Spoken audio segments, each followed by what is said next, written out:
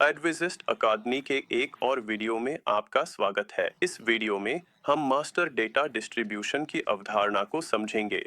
हम सैद्धांतिक पृष्ठभूमि को समझाएंगे और एक व्यावहारिक उदाहरण के साथ इस विषय को स्पष्ट करेंगे। सैप में मास्टर डेटा डिस्ट्रीब्यूशन का मतलब है विभिन्न सिस्टम्स में मास्टर डेटा का प्रबंधन और वितरण करना। अक्सर सैप S4 हैन या सैप ECC मास्टर डेटा के लिए प्रमुख सिस्टम के रूप में कार्य करता है, जैसे कि सप्लायर या कस्टमर मास्टर डेटा।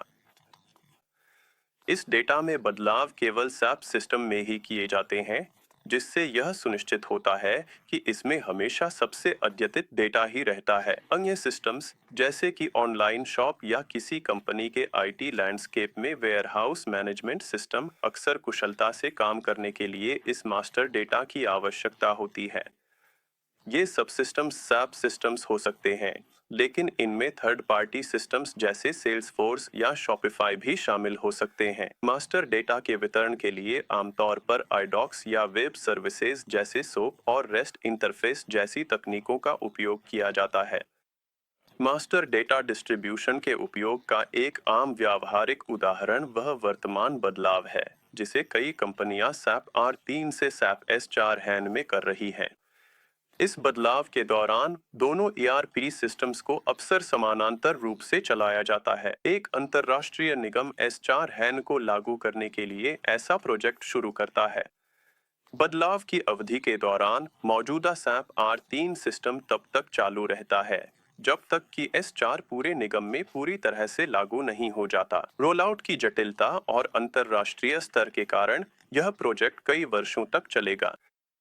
इस दौरान SAP R3 master data maintenance के लिए प्रमुख सिस्टम बना रहता है। मास्टर डेटा, जिसमें मटेरियल, सप्लायर और कस्टमर डेटा शामिल है, सैप R3 में बनाया जाता है और फिर आईडॉक्स के माध्यम से अपने आप S4 हैन में ट्रांसफर कर दिया जाता है। इससे यह सुनिश्चित होता है कि दोनों सिस्टम्स में एक समान मास्टर डेटा उपलब्ध रहे। मास्टर डेटा डिस्ट्रीब्यूशन का एक और उदाहरण है मटेरियल मास्टर डेटा का सैप एक्सटेंडेड वेयरहाउस मैनेजमेंट में ट्रांसफर करना। सैप EWM सैप का एक वेयरहाउस मैनेजमेंट सिस्टम है जो इंट्रालॉजिस्टिक्स प्रक्रियाओं को मैप करता है। मटेरियल मास्टर डेटा में मटेरियल की विशेषताओं और गुणों की जानकारी होती है, जिसमें वजन, आयाम और स्टोरेज यूनिट्स शामिल हैं। मास्टर डेटा S4 में बनाया जाता है और मुख्य रूप से वही मेंटेन किया जाता है। मटेरियल मास्टर डेटा को आईडॉक्स के माध्यम से डिसेंट्रलाइज्ड सैप EWM में वितरित किया जा सकता है, चाहे वह इनिशियल डिस्ट्रीब्यूशन हो या डेल्टा डिस्ट्रीब्यूशन। हम वीडियो के अंत तक पहुंच गए हैं। इस वीडियो में हमने मास्टर डेटा डिस्ट्रीब्यूशन की अवधारणा के बारे में जाना। आज हमारे साथ जुड़ने के लिए धन्यवाद। हम आपको अपने अगले वीडियो में स्वागत करने के लिए उत्सुक हैं।